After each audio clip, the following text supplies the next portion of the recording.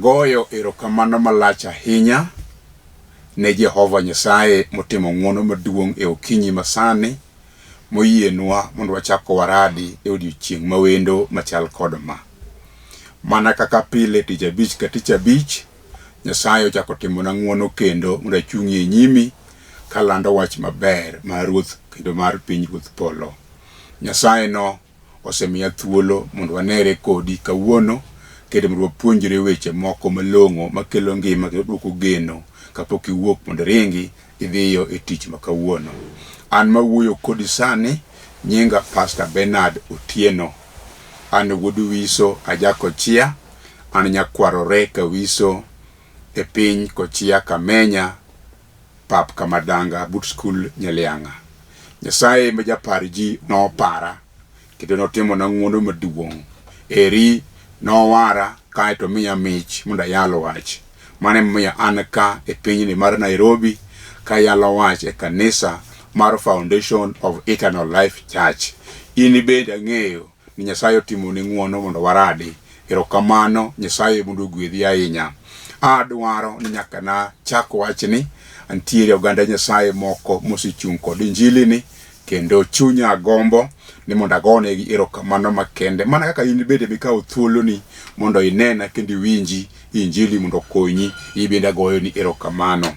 Owadwa magena ahinya iluongo ni Philippa Nei, ma en jaote kanisa mar Israel Church of Africa, weche masoba kono. Nyasaye mondo ogwedhi ahinya kuom seyie mondo weche duto te mag Jehova ochung' godo.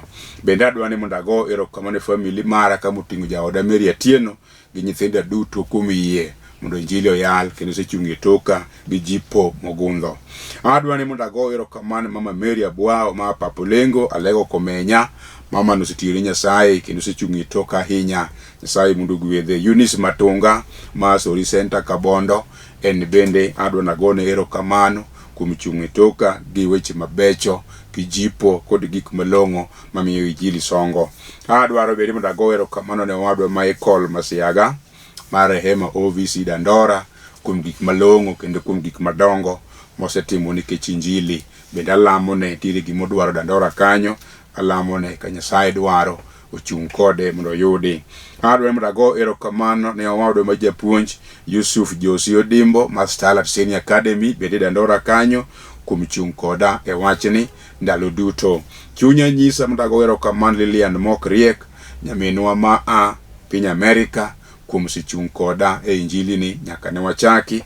Aseni gik madongo mosetimo. En bende Nyasaye osetimo ne gik malong'o omiyo dagi ni ok onyalo weyo injili mondo songe. Nyasaye mondo ogwedhi ahinya. Atiyo kod wadwa Lawrence Amonde modak Korokocho. Nyasaye mondo chung' kode. Lawrence, Nyasaye mondo ogwedhi. Bende mondo ago erokamano malach ahinya ne jo Lolwe TV momiya thuolo machal kod ma mondo achung' e nyim piny ngima ka yalo wachni ne piny ngima. Nyasaye mondo ogwedhi gi duto. Nyasaye mondo ogwedhi ni kod tim mare gi jago picha mara. Sabe tingi male yore duto te gi yie mondo giloko kairi obed girwa mar joluo kendo obed girwa malong'o mwayale wa Jehova Nyasaye. Nyasaye mondo gwedhe gi mang'eny. Nyasaye mondo tingi malo. Nyasaye mondo ritgi. Adwana kawo thuolo ni makende mondo akone ni kapok wadhi malach thuolo momiyo ka bende tin ahinya. Adwaro ni kama intie ok ang'eyo kama inenae, bende ok ang'eyo kama intiere sani, bende wach mekale ok ang'eyo. Jehova ong'e gigo te moloya. In bende kama intiere no chunya nyisa mondo agoni erokamano. Bang' goni erokamano, goye chongi piny mondo walam Nyasaye mondo wapuonjre weche moko. Jehova Nyasaye maratego, osana manyalo duto kuom duto. E okinyi machal kod ma, agoyo ni erokamano malach. Aseneno badi, ayie ni initie, ayie ni romo, ayie ni timo, kendo igwedho nyithindi. Isegwedhowa kuom kinde marabora, bende isechung' e tokwa kod weche matek ma jasigu osekelo e nyimwa. Isedaro kendo isedado kok jasigu kendo isekelo gik malong'o e mbelewa yaye Nyasaye. Omiyo chunya ogeni gokinyi masani nikech pile timo gik madongo. Eko timo nyadichiel kendo ineno mama ne kama okadhe kendo amor jaduong' ni bende inene kata okadhe wach matek tek Nyasaye tiseiko yo midwa gole gode wachno. Iseneno kata mana kijana ni man gi pek ni kata nyako ni ing'eye ya Nyasaye, ing'eyo tuo marach mosechung'ie nyime, ing'eyo teko mag mudho mag jasigu ma jachien osebiro godo ya Nyasaye mochung'ie nyim nyithindi. In minyalo golo weche matek nyim jogi kendo pile ka pile ya Jehova ichung'e wilo Nyasaye, chung'e wilo kendo nyadichiel kuom mama ni kata kuom jaduong' ni kata kuom kijana ni. Kel gik ma onge mondo bedie, atamora kendo agolo oko teko mag mudho mag jasigu karo mario telo na ya Nyasaye. Ing'eyo weche mosebedo dalani ya Nyasachwa, weche go te in kedi ni kod loch, in kod nyalo, in kod teko mar golo kendo mondo loki kaka ne loko no gada manyokadho mondo iki kitabu Jehova inyalo kosani bed mondo bed mayom ng'wono ni mondo nyithindi ya opacho malach mondo weche malong'o mise ikonwa mondo wawinji mondo kelnwa ber. Alamo ka wuono gokinyi ka yie ya Jehova idhi timo gik madongo mago mwapenjo timnwa nyaka ma ok wapenjo bende Jehova medi ok wachuno to wasayo e nying Yesu Kristo ma jawarwa. Amen. Kama intiere chunya nyisa ni mondo jiwi mondo ibede wachie ni amen. Adwa somo wach mondiki e kitabu mar Ruodhi mokwongo 22 matindo 5. Ndiko lero niya: Eka Jehoshafat nowacho ni Ruoth Israel niya, to mokwongo onego wapenj Ruoth Nyasaye wach. Omiyo Ruodh Israel nochoko jonabi madirom 400 mopenjogi niya, adhi akedi gi jo-Ramoth Gilead koso awe? Negidwoke niya, dhiyo, nikech Ruoth Nyasaye biro miyi dalano. Thuon wach maduong' ahinya ma Roho mar Nyasaye okelona mondo wapuonjre kodi kendo mondo wapog kodi gokinyi. Wacho ni Jehova nogo ene ma nyaka penje wach. Onge jal machielo monego penj wach. Kendo sigana masomo wuoyo kuom ruodhi moko 2. Achiel kuomgi en Ruodh Israel. Gisedak ndalo mang'eny sana ka gin kod kwe higni 3 kendo ka onge gimoro marach matimore kindi gi jo-Asuria kata gi jo-Aram, nikech ndalo manyokadho chien no ne nitie lweny ka kod kacha kendo pile ka pile lweny ne chal gima kawaida. Ne gisiko ka gilarore kendo gidwaro ng'ato dwaro macha dwaro macha. Kata kamano ne imako piny kod lweny. To higni 3 okalo ka onge lweny mobete kindgi kendo gidak kod kwe ka weche te beyo. To sama ne girado chieng' moro achiel to gipenjore ni to be ing'eyo ni Gilead kucho en thurwa, en karwa, en dalawa, watim ang'o mondo wadwoke irwa ka?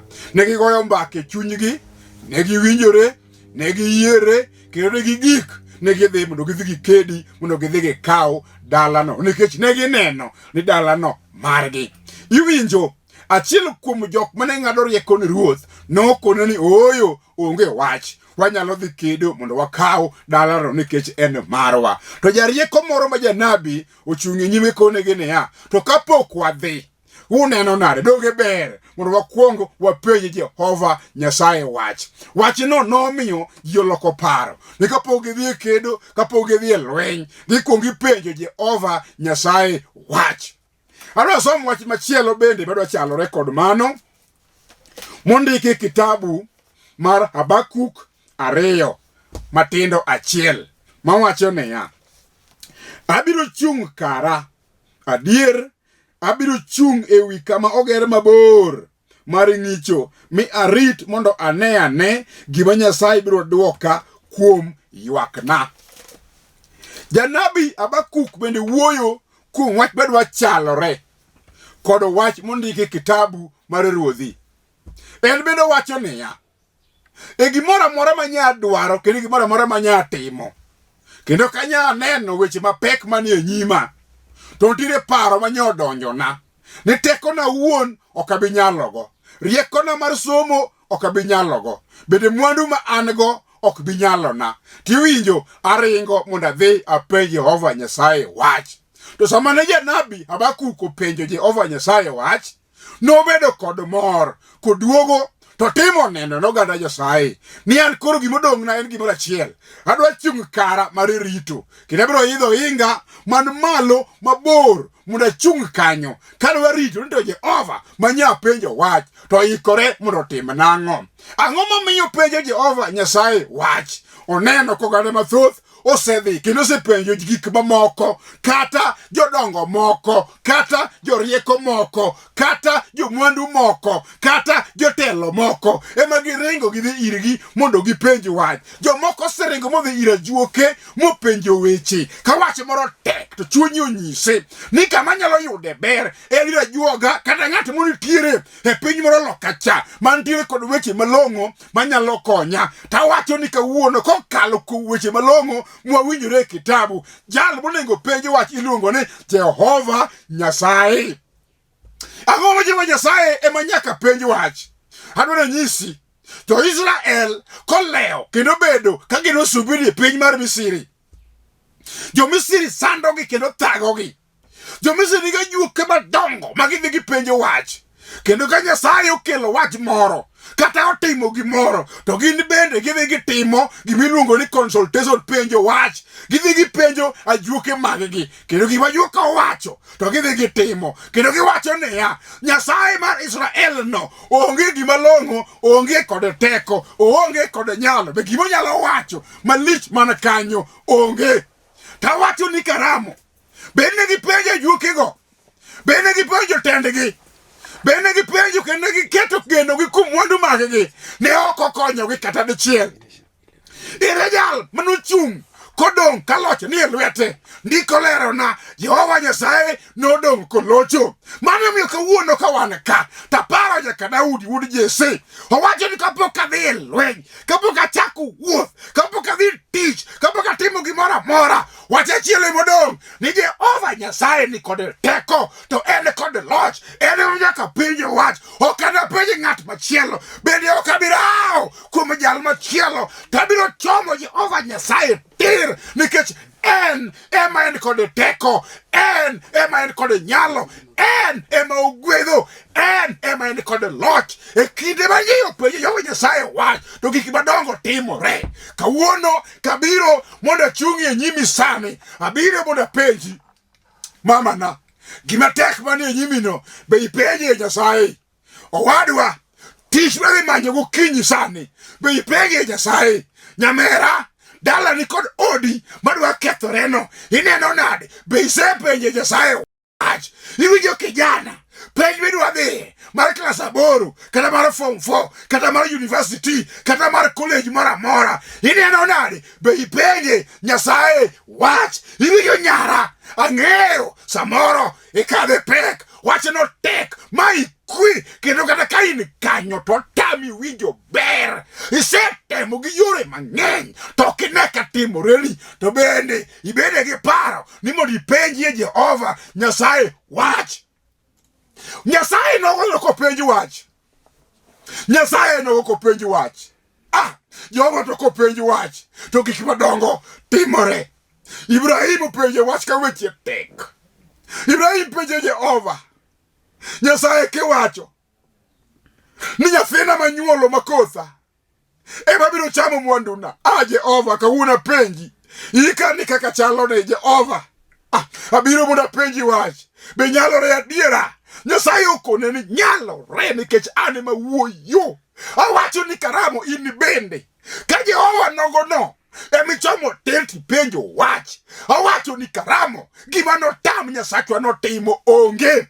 Kamoseae kodi bor, kamoteri borie moloyo, nikech ang'o? Oiko loche nyimi ka wasiki duto neno. Wasiki kata negidhi magipenjo ajuoke madongo, negidhi magipenjo yedhe madongo, negidhi magipenjo riekni madongo, magiramo ni ok nyalre. Nyigi Yesu ratego kawuono gokinyi kopenjo Jehova wach to ndiko lero na ni biro nyalore kendo biro timore. Kata osekethore ma chunyi bende ni ok nyalre, we mondo akoni sani kaduoko geno maratego e nyimi ni biro nyalore. Onge gima tamo Jehova Nyasache polo kod piny, ento kopenje wach to gik madongo timore. Ayubu mpenje wach ka sibuyi orome.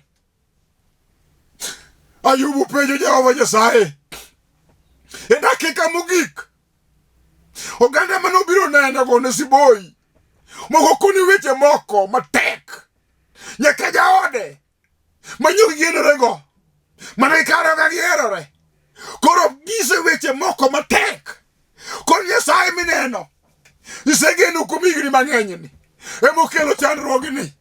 Iwinjo anda gombi ni mondo ya Nyasaye no e kamro chandruok moyudo ni mondo sama no winjo wang' olokore kodok chien ochomo Jehova dhi penje wach okor Jehova Nyasaye asechandora aseneno pek, aseneno tuo, aseneno thagruok, adongi bada lilo winje ka ji wuoyona joga biro mondo penji wach nyaka karang'o magima kama biro timorena. Jehova winjo wach, Jehova winjo, Jehova chiwo duoko dakika mogik ka chuny ji ose Jehova wacho ni an ka wuoyo to gima tama onge wang'o duoko gik moko te. Ayubu chung otimo neno ni Jehova kana wuoyo kodi aneno gik madongo mitimo. Yawa Nyasaye to kopenji wach Nyasaye kopenji wach apenji ineno ni marido tek machalo nade mondo itam Nyasaye dakikele mondo penje Jehova ineno nade biashara michakono ineno nade jomoko dhi chake kokito yedhe madongo mag ajuoke iwinjo akwiri wek dhi ir jogo bi mondo penje Jehova Nyasaye wach ineno ot midwa gerono ni chako foundation mare apenji sama ne chake be ni penjo Jehova Nyasaye wach mamana sama no chako dak gi wuon paru be nu penjo Jehova Nyasaye wach ka wuono ka dagno yumba kama dwagore piny iwinjo aduoki e chakruok mare be nu penjo Jehova Nyasaye wach ibe ni penje tiwinjo poko kethore mane tab Nyasaye no chako loso aluongo nying Jehova e wach ni matekno aluonge tuono matekno mosego ipiny ngoga momi nindo piny ka ok inyal gimoro iwinjo tuoche te kowinjo nying Nyasaye kopenjo wach gigosa rut kageregoge nikech ang'o Jehova kolor gik madongo timore samo penje wach duoko yudore samo penje wach change yudore samo penje wach gik malong'o gweth yudore gik madongo mabecho yudore kawuono gokinyi ang'ado ni rieko kiyie to bi mondo wapenji Jehova Nyasaye wach e gimora mora machandi onge gima nyalo tame mari dok nyal bedo matek maloyo mar Jeftha. Ing'e gima notimore Jeftha donge dalagi owetene nyithindegi oriembe kone niya in kimirwa aibutwa dhi thuru ne ok onyuoli ka nobi kodi okija dalani nokone wach machwero pi wang' ang'o ywak kiriembe ya dimba ochomo rangach odhi oduogo ng'iyo dala wacho dojo kama kare dake dala moko marwa kare oni nobi koda ano ka nyathi dala noriembe aduwa ka wichi kuot siboi gone odhi ka piny ochame kumomaki onge sama nodhi molal kamano nowitore e nyim ogendene owetene nodhi obet oko to Jehova mopenjo wach to duoko Jeftha wang'o paro Nyasaye kata jogi oriemba Jehova kata oriemba e dala Nyasach Israel kata piny ojwang'a Jehova kata siboi oroma Jehova kata ji osenyiera donge ito ka penji wach tibiro duoka sama no penjo Nyasaye komng'wonone Jehova gitekone hosana giriekni mage nochako ketlo ng'wono maduong' odhi omanye go wetene manoriembe kagone siboi gidhi kuro ji Jeftha gikoni no wadwa wache tek to in eminyalo Jeftha be koji gaba wacho niya napenjo Jehova wach nokona weche moko malong'o singre uru dali bedo jatenu kendo ruodhu gigore piny giwacho nooyo waonge kod teko waonge kod nyalo waonge kod gimoro amora marach mondo wawachi mak mana be jatelo lweny nitie dhi mondo itelie wang'o singore gi Nyasaye Jehova kiyiena Osana kiyiena madhi lweny maloyo anagol erokamano, anagol chiwo gi gimoro mora makwong romo e dalana. Sama nodhi niriembe nigone siboi nonyise ni en kimirwa. Sama oduogo en jatelo, iwacho niya obedo ruodh jogo, obedo jatendgi. Kawuono ok ang'eyo kama rach nosedhiri mochope kodi, akia kama tuo noseketie midong' nono, akia kama jara kod seyo no osechope kodi. Ok ang'eyo okang' misekawo e wach matek mosemaki no, to wach achiel mang'eyo ni ka wapenjo Jehova wach e gimineno chandi no, Nyasaye nigi duoko. Osana nigi duoko, Osana nigi duoko. Sama openje wach gik malong'o timore, jachiende ma jochiende maricho te mosedagi ni ok nyalre, kawuono gokinyi sama inena sani awacho ni mamana biro nyalore, biro timore, biro losore. Nikech ang'o? Jehova emopenj wach, Jehova emopenj wach. Awacho ni karamo chutho.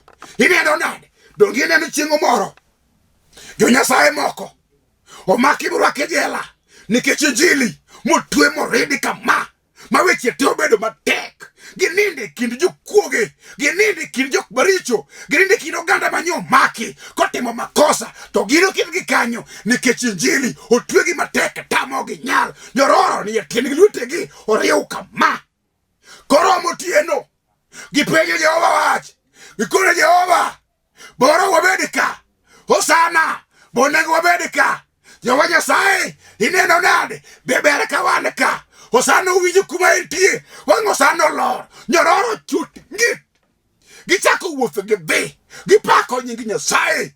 Arito mar jela yudo konyruok nikech ang'o? Wach manyo penji gi jotich Nyasaye. Omiyo wacho ni karamo sani gima tong'o Jehova onge. Ibe gibro tami sani kipenjo Jehova Nyasaye wach onge. Wanwang'o thuolo majaber mar penjo Nyasaye. Kata dala noseurore moseran ma nyithindo monyuolie te dhogi chwero lao kadhi kama. Winji kwa penjo Jehova Nyasaye wach, nyithindo go bro dok mangima. Kata obedo biashara manyose gore piny mosekumbore kod ume. Winji wadwa penjo Jehova Nyasaye wach, kata obedo dak maru manyose kethore midok nyaka thuru mawana. Ka upoguru kod owadwa no manokawi ka ugeno kendo ka uheroru. Kawuono wadwa penjo Jehova Nyasaye wach, owadwa kata obedo ne tich munyi manyo ga juke magore piny moriembi kaka guok mokoni dhiyo ok inyal. Kawuono wadwa penjo Jehova Nyasaye wach nikech gima tame onge. En ang'o mosetamo Jehova? Ang'o mosetamo Nyasaye? Ang'o mosepenje ma ok okele duoko? Oganda te mosepenje dongo chiwo duoko. Ezekiel openje ka weche tek, sama otero report ma Isaya otero report ni winjo sani orumo koro tidhi lam mwandu ni te ne oganda ni kod nyithindi. To wang' openj Nyasaye wach ka ok odwa ng'iye, olokore koro to wacho ni Jehova pare kaka setiyo, Jehova pare kaka setiyo. Diwene thuolo kendo dongi datero ji loka cha kod kacha. Jehova winjo wach kopenje, owacho niya amedi ndalo igni 15. Kawuono ka wan ka Osana oiko mondo medwa gik malong'o, oiko mondo medwa ngima, oiko mondo medwa chang, oiko mondo medwa gweth, oiko mondo ting'wa malo, ogolwa piny ka mondo terwa malo kucho. Nikech ang'o? E loch kod teko kod nyalo kod gweth iyudo mana kuome, ok yud kuma chielo. Apenji, in isemanyo kendo isepenjo ng'awa kod ng'awa weche matek mosemaki. Akwayi we dhi Tanzania, we dhi Congo Brazzaville, we dhi Loka, we dhi kuonde midhiyego ni wach biro tek idhi penjo. Bi mondo wadhi Loka miluongo ni ya polo ir Jehova Nyasaye. Bi wadhi Tanzania miluongo ni ya polo ir Jehova Nyasaye. Bi mondo wadhi kata kumidwaro no to en mana polo kama Jehova Nyasaye nitie. Ng'at modhi ir Jehova Nyasaye.